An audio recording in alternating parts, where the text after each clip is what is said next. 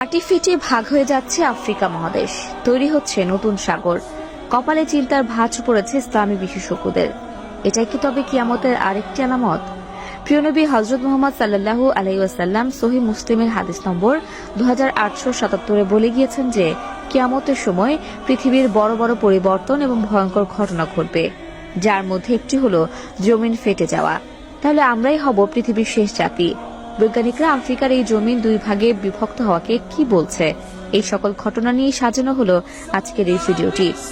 এর সাথে আরও কিয়ামতের এমন 5টি বড় আলামত সংঘটিত হয়ে গেছে, সে সম্পর্কেও আপনাদের আজ অবগত করব। তাই প্রিয় দিনী ভাই ও বোনেরা, সাবধান হন আজ থেকেই।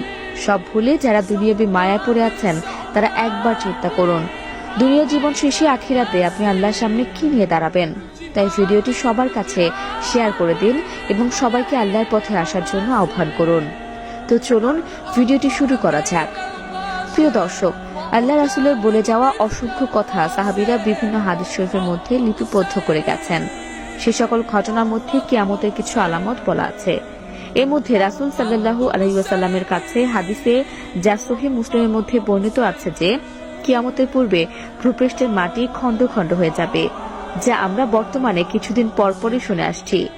প্রায় দিনে খবর আসে কোনো একটি দেশের একটি ভূখণ্ড সেই দেশটির ভূমি ত্যাগ করে মাঝ সমুদ্রের মধ্যে গিয়ে একটি আইল্যান্ডে পরিণত হয়েছে। এছাড়াও কিয়ামতের আরও কিছু বড় বড় আলামত আছে, যেগুলো আমাদের সামনে প্রকট হয়ে গেছে। তার মধ্যে একটি আলামত বা কিয়ামতের সূচনা হলো মহানবী সাল্লাল্লাহু আলাইহি ওয়াসাল্লামের মৃত্যু। হাদিসে আছে, এক সাহাবী মহানবী সাল্লাল্লাহু আলাইহি ওয়াসাল্লামের কাছে কিয়ামতের বিষয়ে প্রশ্ন করলে মহানবী সাল্লাল্লাহু আলাইহি ওয়াসাল্লাম তার জবাব দেন, আমার মৃত্যু যেদিন হবে সেদিন থেকেই কিয়ামতের দিন গণনা শুরু হবে। তবে কিয়ামত কবে হবে তা কেবল মহান আল্লাহ তাআলাই জানেন। এর পরের আরেকটি হাদিসে মহানবী সাল্লাল্লাহু আলাইহি ওয়াসাল্লাম বলেন, নিয়ামতের পূর্বে খালি পায়ে বেদুইনরা উঁচু উঁচু মাকাম বানানোর প্রতিযোগিতায় নামবে। এবং বর্তমানে আমরা দেখতে পাচ্ছি মহানবী সাল্লাল্লাহু আলাইহি ওয়াসাল্লাম খালি পায়ে বেদুইন বলতে সেই সৌদি আরবের বাসিন্দাদের বুঝিয়েছেন, তারা যারা একসময় খালি পায়ে মরুভূমির মধ্যে ঘুরে বেড়াত, তারাই এখন বিশ্বের সর্বোচ্চ বহুতল ভবন নির্মাণে সফল হয়েছে। এছাড়াও মহানবী সাল্লাল্লাহু আলাইহি ওয়াসাল্লাম কিয়ামতের পূর্বের একটি বড় আলামতের কথা বলেছেন, যেটি হলো মসজিদে মুসল্লির সংখ্যা কম হবে এবং এলাকায় মসজিদের সংখ্যা বেশি হবে এবং মসজিদগুলো নানাভাবে চাকচিক্যের মাধ্যমে সাজানো হবে। বর্তমানে আমরা তাই দেখতে পাই। প্রতিটি পাড়া মহল্লায় একাধিক মসজিদ স্থাপন করা হয়েছে এবং এক মসজিদ কমিটি অন্য মসজিদ কমিটি থেকে এগিয়ে থাকার জন্য নিজের মসজিদটাকে বিভিন্ন চাকচিক্যময় তৈজসপত্র দিয়ে সাজিয়ে রাখছে।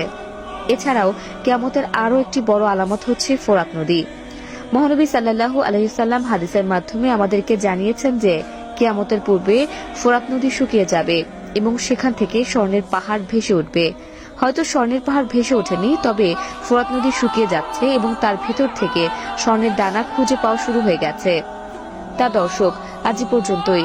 আবারও আসবো নতুন নতুন সব তথ্য নিয়ে। সে পর্যন্ত সবাই ভালো থাকুন, সুস্থ থাকুন। এতক্ষণ 24 ঘন্টা নিউজের সাথে থাকার জন্য আপনাকে ধন্যবাদ।